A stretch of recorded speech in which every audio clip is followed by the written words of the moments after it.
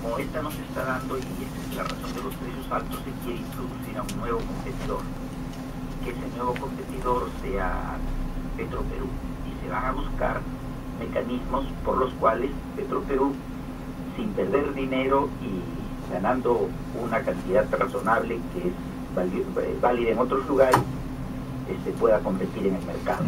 Me parece que las críticas, antes de que mis compañeros pregunten, una última por mi parte, las críticas pasan por el hecho de volver al rol empresarial, ¿no?, de la Constitución del 79, y lo cual quedó descartado en la llamada hoja de ruta. ¿Cómo se puede lograr ese equilibrio, ¿no?, que no haga que estas voces sigan cuestionando esta posible compra?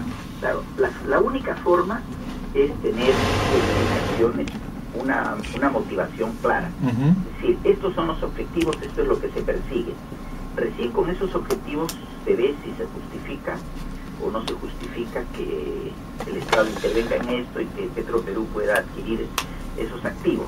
Hay otros objetivos que uno puede ver, que pueden ser objetivos de seguridad energética, pero que habría que explicarlos, ¿no? Sí, que es un poco más complejo, pero que... Es más complicado entenderlo. Pero lo que uno ha sentido en todo esto, se ha dado una explicación. La explicación se dice que, y lo cual es válido en toda transacción comercial, que quien va a recibir información de una empresa firma un documento de confidencialidad. Claro, porque cotiza en bolsa, ¿no? Guarda secretos sobre todo lo que hay, ¿no?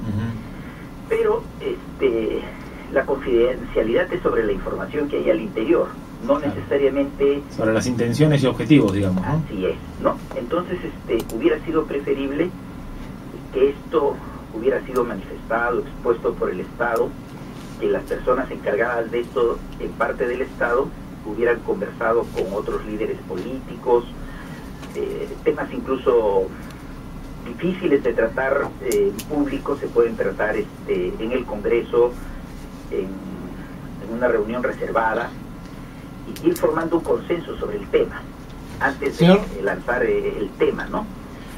Y lo que trae resistencia es que primero esto, más que expresado por el Estado, ha sido descubierto por la prensa, digamos, ¿no? Y al final el Estado ha tenido que reconocer que sí estaba en esta operación. Es la primera parte del problema. El segundo problema es recordar los años de las empresas estatales intervenidas políticamente y afectadas principalmente por precios muy bajos, ¿no? Por precios artificialmente bajos que destruyeron su economía y que a las finales pues terminaron en una situación muy mala. Entonces, cuando se recuerda esas épocas, es que se tiene una resistencia hacia las empresas estatales. Ingeniero Scalzi, alguna vez lo conversamos. Petroperú vende en sus estaciones de servicio la gasolina en sus distintos octanajes, digamos en promedio como un sol por debajo del precio normal de mercado. Pero como tiene muy pocos grifos, esto no impacta pues en el público consumidor como se quisiera. Pero sumándole esa red de 333 estaciones que tiene a nivel nacional Repsol, ya podría hacerse una presión mayor para que los otros también entren en esa competencia sale baja. Ese es más o menos el razonamiento. Exactamente, ese es más o menos el razonamiento. Pero ese razonamiento tiene que ser hecho así, con esa claridad, y expresado por quienes están llevando esta propuesta, ¿no? Y ahora, y vale la pena para conseguir eso, que va a revertir en beneficio del bolsillo de los consumidores, los que usamos combustible, cargarse el hueso que significa la Pampilla. Claro, es que la Pampilla, digamos, no es un negocio extraordinario, pero no es tampoco tanto como un hueso. No deja de tener una rentabilidad, no muy alta, pero de tener una rentabilidad, y sobre todo un punto que es importante comprender, es importante para la seguridad energética del Perú. ¿En qué sentido? Para que un país tenga asegurado el abastecimiento de combustibles, requiere tener una autonomía sobre la producción de su petróleo y además sobre el procesamiento de su petróleo. Entonces, si un país no tiene petróleo, y esto es lo que hace, por ejemplo, con muy buen criterio Chile, o sea, no tiene petróleo en su territorio nacional, pero tiene una empresa estatal que busca tener concesiones en países que son abundantes en petróleo y que exportan petróleo, entonces donde actúa como un actor más que invierte y que puede tener un acceso de petróleo que estaría asegurado, digamos, para su país. Entonces, si uno tiene el petróleo y no tiene la refinería, tiene solamente la mitad. Entonces, tener el petróleo y tener la refinería es importante. Lo que ha pasado con el Perú, en el caso de la refinería, porque el Perú tuvo, digamos, una suficiente capacidad refinera hasta los años 80. Lo que ha pasado con el Perú es que conforme se han gastado las mejores reservas, que eran el petróleo que salía en la costa noroeste, en Talara, en los yacimientos que eran conocidos antiguamente como La Brea y Pariñas, al gastarse ese petróleo ha sido sustituido por un petróleo que se encontró en la selva. Y ese petróleo que sale en la selva es un petróleo más pesado, tiene mayor contenido de azufre y no es muy propicio para las refinerías que tiene el Perú. Lo natural hubiera sido que esas refinerías se hubieran ido modernizando desde aquellos tiempos, y eso no ha sucedido. Cuando Petroperú comenzó su privatización en inicios de los 90, una de esas refinerías, que es la Pampilla, se vendió, pero no han habido condiciones de modernización. Y entonces la competencia para la Pampilla era lo que podía hacer Petroperú, que estaba prohibida de hacer inversiones y por lo tanto no tenía cómo modernizarse, y por otro lado lo que exigiesen las leyes en el Perú. Ministro, quería hacer dos consultas, tenemos poco tiempo, muy puntuales en relación a lo que ha sucedido hoy día y en general esta semana. Se ha expresado de un temor de los inversionistas en nuestro país, precisamente desde que el gobierno anunció esta intención, esta evaluación de querer comprar esta empresa. ¿Usted tiene información al respecto? ¿Usted también coincide en que hay un temor de inversionistas de venir a nuestro país a partir de esta información? Y lo segundo es lo que ha dicho hoy día la primera dama Nadine Heredia en cuanto a que si no es beneficioso, esto no va. Políticamente analizándolo, ¿usted cree que enmendó la plana a varios ministros que cuanto menos están evaluando esta situación? O sea, yo creo que en un gobierno en general no son buenas las marchas y las contramarchas. ¿Usted lo siente así, una marcha y contramarcha en esta evaluación?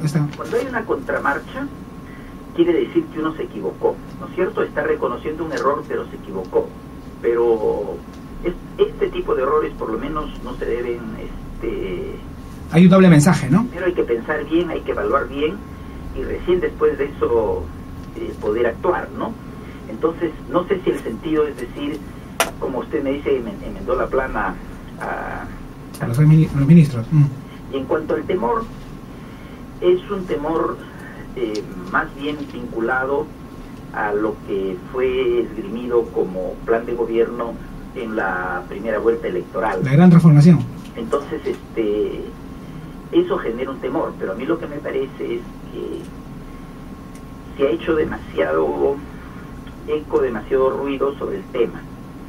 Creo que el tema, por ambos lados, por los que opinan en una dirección y los que opinan en otra, ha merecido tener expresiones más cuidadosas, más cautelosas, que no hagan demasiado ruido, porque poner en el ambiente y poner en circulación en los medios de comunicación frases como que el país está enrumbando al chavismo, eso sí que nos hace daño. Y decir que si no es beneficioso no va también es un mensaje contrario, ¿no? Sí, es un mensaje de mayor calma. Es lo que debió haber sido quizás el mensaje inicial. Pero esa vez fue con contundencia, ¿no? Que ahí también hay una evaluación política, ¿no? Claro, o sea, porque este no es un tema que tenga que tener una evaluación económica. Ya, primero es la evaluación política, de decir, ¿tiene sentido o no tiene sentido de que el Estado intervenga en esto? Si tiene sentido, ¿cuáles son las razones por las que tiene sentido? Esas razones son las que dicen, vamos adelante o dejemos el tema aquí nada más. Y en un sí o no, ¿usted qué diría como ministro? Yo siempre pongo los dos temas sobre la balanza. Entonces lo que uno tiene que hacer es definir cuáles son los objetivos. Yo lo que veo es que estamos evaluando algo cuyos objetivos no han sido definidos. Y ese es un buen... de temas sobre los que...